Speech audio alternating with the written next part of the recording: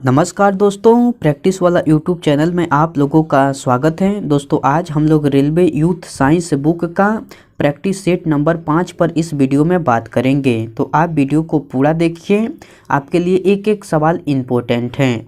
दोस्तों आपके एग्ज़ाम में इस वीडियो से सेम टू सेम सवाल देखने को मिलेगा, तो आप एक एक सवाल का इम्पोर्टेंट समझिए और अच्छे से तैयारी कीजिए। ओके दोस्तों, चलिए हम लोग डायरेक्ट क्वेश्चन देख लेते हैं। नेक्स्ट क्वेश्चन 1 नंबर कह रहा है कि यदि कोई वस्तु वृत्ताकार पथ में घुमाई जाती है तो उस पर किया गया कार्य डैश है। 4 ऑप्शन दिया गया है, इनमें से आपको चुनकर बताना है कि यदि कोई वस्तु वृत्ताकार पथ में घुमाई जाती है तो उस पर किया गया कार्य क्या है। तो आपका शून्य है। क्या है दोस्तों? तो उस पर किया गया कार्य जो है आपका शून्य है। तो ऑप्शन ए जो है बिल्कुल सही उत्तर हो जाएगा। ओके, चलिए नेक्स्ट क्वेश्चन देख लेते हैं। नेक्स्ट क्वेश्चन कह रहा है कि कार्य करने की दर डैश कहलाती है। 4 ऑप्शन दिया गया है, इनमें से आपको चुनकर बताना है कि कार्य करने की दर क्या कहलाती है। तो आपको शक्ति कहलाती है। कार्य करने की दर जो है आपका शक्ति कहलाती है। तो ऑप्शन सी जो है बिल्कुल सही उत्तर हो जाएगा। ओके, चलिए नेक्स्ट क्वेश्चन देख लेते हैं। नेक्स्ट क्वेश्चन कह रहा है कि शक्ति को किस रूप में व्याख्यायित किया जाता है। शक्ति को किस रूप में व्याख्यायित किया जाता है। तो शक्ति को कार्य करने की दर अथवा ऊर्जा स्थानांतरण की दर के रूप में व्याख्यायित किया जाता है। किस रूप में व्याख्यायित किया जाता है दोस्तों? तो शक्ति को कार्य करने की दर अथवा ऊर्जा स्थानांतरण की दर के रूप में व्याख्यायित किया जाता है। तो ऑप्शन सी जो है बिल्कुल सही उत्तर हो जाएगा। ओके, चलिए नेक्स्ट क्वेश्चन देख लेते हैं। दोस्तों मैं उम्मीद करता हूं कि क्वेश्चन आपको अच्छे से समझ में आ रहा है। दोस्तों अगर आपको वीडियो पसंद आती है तो इस वीडियो को लाइक कर दीजिए और कमेंट करके बताइए कि वीडियो आपको कैसे लगी। दोस्तों अभी तक आप इस चैनल को सब्सक्राइब नहीं किए हैं तो प्लीज़ इस चैनल को सब्सक्राइब कर लीजिए और बेल आइकन को भी प्रेस कर दीजिए। ओके, चलिए नेक्स्ट क्वेश्चन देख लेते हैं। नेक्स्ट क्वेश्चन 4 नंबर कह रहा है कि कार्य करने की दर या ऊर्जा स्थानांतरण की दर को डैश कहते हैं। तो कार्य करने की दर या ऊर्जा स्थानांतरण की दर को आपको क्या कहते हैं? तो शक्ति कहते हैं। क्या कहते हैं दोस्तों? तो शक्ति कहते हैं। ऑप्शन ए जो है बिल्कुल सही उत्तर हो जाएगा। ओके, चलिए नेक्स्ट क्वेश्चन देख लेते हैं। नेक्स्ट क्वेश्चन कह रहा है कि शक्ति बराबर W/T होता है, जहां W का अर्थ डैश है। तो शक्ति बराबर W/T होता है, जहां W का अर्थ क्या है? जहां W का अर्थ कार्य है। क्या है दोस्तों?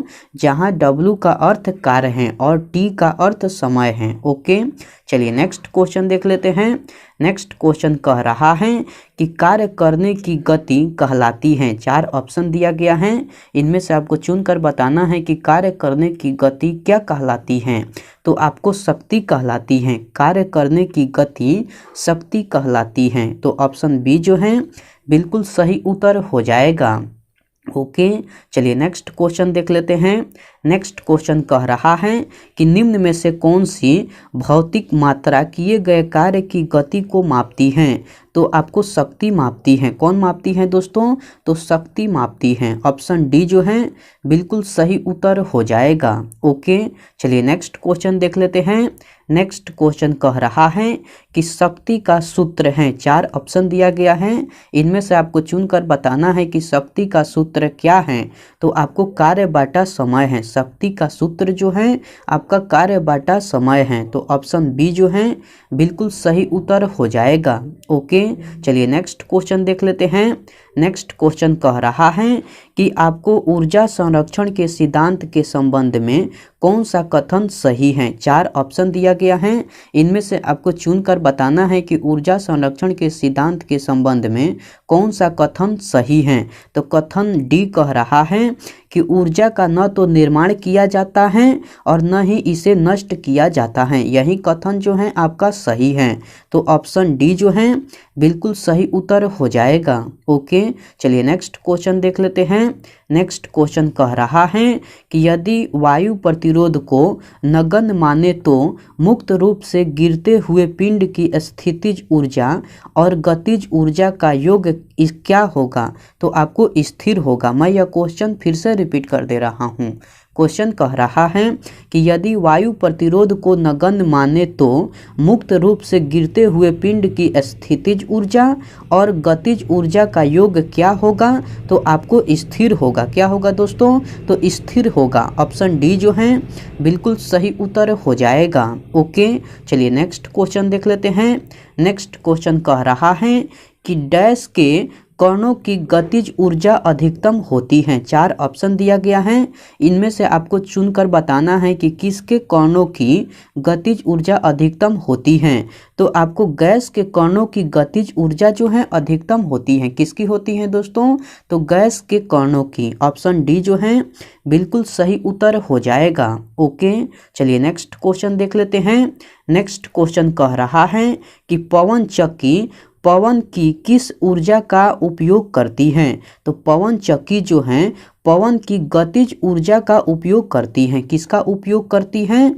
तो आपको पवन की गतिज ऊर्जा का। ऑप्शन बी जो है बिल्कुल सही उत्तर हो जाएगा।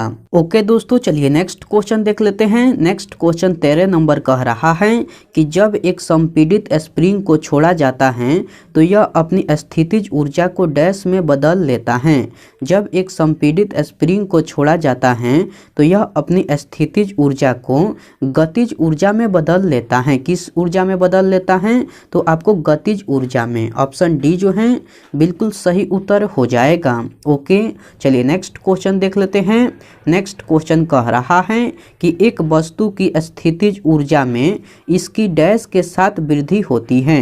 तो एक वस्तु की स्थितिज ऊर्जा में इसकी ऊंचाई के साथ वृद्धि होती है। किसके साथ वृद्धि होती है दोस्तों? तो इसकी ऊंचाई के साथ। ऑप्शन बी जो है बिल्कुल सही उत्तर हो जाएगा। ओके, चलिए नेक्स्ट क्वेश्चन देख लेते हैं। नेक्स्ट क्वेश्चन 15 नंबर कह रहा है कि निम्न में से कौन सी ऊर्जा किसी वस्तु की ऊंचाई के साथ बदलती है? तो आपको स्थितिज ऊर्जा बदलती है। कौन सी ऊर्जा बदलती है? तो स्थितिज ऊर्जा। ऑप्शन डी जो है बिल्कुल सही उत्तर हो जाएगा। ओके, चलिए नेक्स्ट क्वेश्चन देख लेते हैं। नेक्स्ट क्वेश्चन कह रहा है कि बांध में संग्रहित पानी में कौन सी ऊर्जा होती है? बांध में संग्रहित पानी में कौन सी ऊर्जा होती है? तो स्थितिज ऊर्जा होती है। कौन सी ऊर्जा होती है दोस्तों? तो स्थितिज ऊर्जा। ऑप्शन ए जो है बिल्कुल सही उत्तर हो जाएगा। ओके, चलिए नेक्स्ट क्वेश्चन देख लेते हैं। नेक्स्ट क्वेश्चन कह रहा है कि एक गतिशील वस्तु अनिवार्य रूप से डैश प्राप्त करती है। तो एक गतिशील वस्तु अनिवार्य रूप से गतिज ऊर्जा प्राप्त करती है। कौन सी ऊर्जा प्राप्त करती है? तो आपको गतिज ऊर्जा। ऑप्शन ए जो है बिल्कुल सही उत्तर हो जाएगा। ओके, चलिए नेक्स्ट क्वेश्चन देख लेते हैं। नेक्स्ट क्वेश्चन कह रहा है कि आपको निम्नलिखित में से कौन सी ऊर्जा सदैव धनात्मक होती है? तो गतिज ऊर्जा जो है आपको सदैव धनात्मक होती है। कौन सी ऊर्जा दोस्तों? तो गतिज ऊर्जा जो है सदैव धनात्मक होती है। ऑप्शन बी जो है बिल्कुल सही उत्तर हो जाएगा। ओके, चलिए नेक्स्ट क्वेश्चन देख लेते हैं। नेक्स्ट क्वेश्चन कह रहा है कि ऊर्जा की व्याख्यायिक इकाई डैश हैं। तो ऊर्जा की व्याख्यायिक इकाई जो है आपको किलोवाट घंटा है। क्या है दोस्तों? तो ऊर्जा की व्याख्यायिक इकाई जो है किलोवाट घंटा है। तो ऑप्शन ए जो है बिल्कुल सही उत्तर हो जाएगा। ओके, चलिए नेक्स्ट क्वेश्चन देख लेते हैं। नेक्स्ट क्वेश्चन कह रहा है कि एक संपीड़ित स्प्रिंग में डैश ऊर्जा होती है। तो एक संपीड़ित स्प्रिंग में आपको स्थितिज ऊर्जा होती है। कौन सी ऊर्जा होती है दोस्तों? तो स्थितिज ऊर्जा। ऑप्शन ए जो है बिल्कुल सही उत्तर हो जाएगा। ओके, चलिए नेक्स्ट क्वेश्चन देख लेते हैं।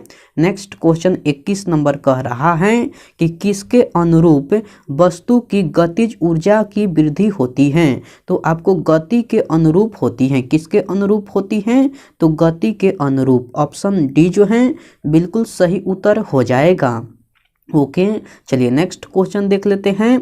नेक्स्ट क्वेश्चन कह रहा है कि गतिशील वस्तु की गतिज ऊर्जा किस पर निर्भर करती हैं? तो आपको द्रव्यमान और वेग पर निर्भर करती हैं। किस पर निर्भर करती हैं दोस्तों? तो द्रव्यमान और वेग पर। ऑप्शन डी जो है बिल्कुल सही उत्तर हो जाएगा। ओके, चलिए नेक्स्ट क्वेश्चन देख लेते हैं। नेक्स्ट क्वेश्चन 23 नंबर कह रहा है कि किसी जल विद्युत गृह में विद्युत ऊर्जा में परिवर्तित होने वाली ऊर्जा कौन सी है? तो आपको गतिज ऊर्जा है। कौन सी ऊर्जा है दोस्तों? तो गतिज ऊर्जा है। ऑप्शन डी जो है बिल्कुल सही उत्तर हो जाएगा। दोस्तों मैं यह क्वेश्चन फिर से रिपीट कर दे रहा हूँ। क्वेश्चन कह रहा है कि किसी जल विद्युत गृह में विद्युत ऊर्जा में परिवर्तित होने वाली ऊर्जा कौन सी है? तो आपको गतिज ऊर्जा है। ऑप्शन डी जो है बिल्कुल सही उत्तर हो जाएगा। ओके, चलिए नेक्स्ट क्वेश्चन देख लेते हैं।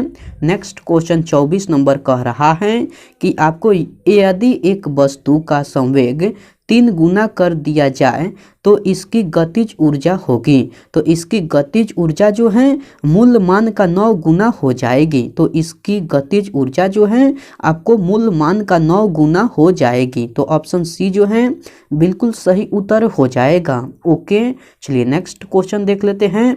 नेक्स्ट क्वेश्चन 25 नंबर कह रहा है कि ऊपर उठाए गए हथौड़े के पास क्या होता है? तो आपको स्थितिज ऊर्जा होता है।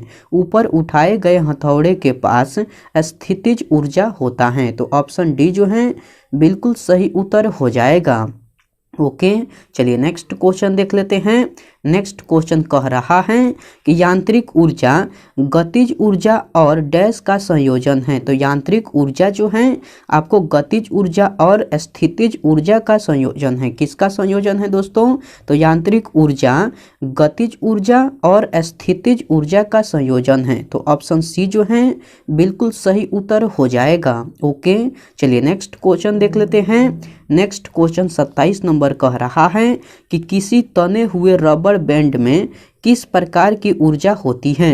तो आपको स्थितिज ऊर्जा होती है। किसी तने हुए रबर बैंड में आपको स्थितिज ऊर्जा होती है। तो ऑप्शन बी जो है बिल्कुल सही उत्तर हो जाएगा। ओके, चलिए नेक्स्ट क्वेश्चन देख लेते हैं। नेक्स्ट क्वेश्चन कह रहा है कि किसी खींचे हुए रबर बैंड में किस प्रकार की ऊर्जा होती है? तो आपको स्थितिज ऊर्जा होती है। किसी खींचे हुए रबर बैंड में आपको स्थितिज ऊर्जा होती है। तो ऑप्शन ए जो है बिल्कुल सही उत्तर हो जाएगा। ओके, चलिए नेक्स्ट क्वेश्चन देख लेते हैं। नेक्स्ट क्वेश्चन कह रहा है कि इनमें से किसे न तो बनाया जा सकता है और न ही इसे नष्ट किया जा सकता है। तो ऊर्जा को न तो बनाया जा सकता है और न ही इसे नष्ट किया जा सकता है। तो ऑप्शन ए जो है बिल्कुल सही उत्तर हो जाएगा। ओके, चलिए नेक्स्ट क्वेश्चन देख लेते हैं। नेक्स्ट क्वेश्चन कह रहा है कि किसी वस्तु द्वारा उसकी स्थिति या विन्यास द्वारा प्राप्त ऊर्जा को कहा जाता है। तो आपको स्थितिज ऊर्जा कहा जाता है। मैं यह क्वेश्चन फिर से रिपीट कर दे रहा हूँ। क्वेश्चन कह रहा है कि किसी वस्तु द्वारा उसकी स्थिति या विन्यास द्वारा प्राप्त ऊर्जा को कहा जाता है। तो स्थितिज ऊर्जा कहा जाता है। तो ऑप्शन सी जो है बिल्कुल सही उत्तर हो जाएगा। दोस्तों इस शिफ्ट में इतना ही सवाल था। सॉरी दोस्तों, इस प्रैक्टिस सेट में इतना ही सवाल था। मैं उम्मीद करता हूं कि सारे सवाल आपको याद हो गया होगा। दोस्तों अगर आपको सारे सवाल याद नहीं हुआ है तो आप इस वीडियो को फिर से देखिए। आपके लिए एक एक सवाल इम्पोर्टेंट है। दोस्तों आपके एग्जाम में इस वीडियो से सेम टू सेम सवाल देखने को मिलेगा। तो आप एक एक सवाल का इम्पोर्टेंट समझिए और अच्छे से तैयारी कीजिए। ओके दोस्तों, मैं आपसे नेक्स्ट प्रैक्टिस सेट में मिलता हूँ। तब तक के लिए टेक केयर दोस्तों एंड बाय।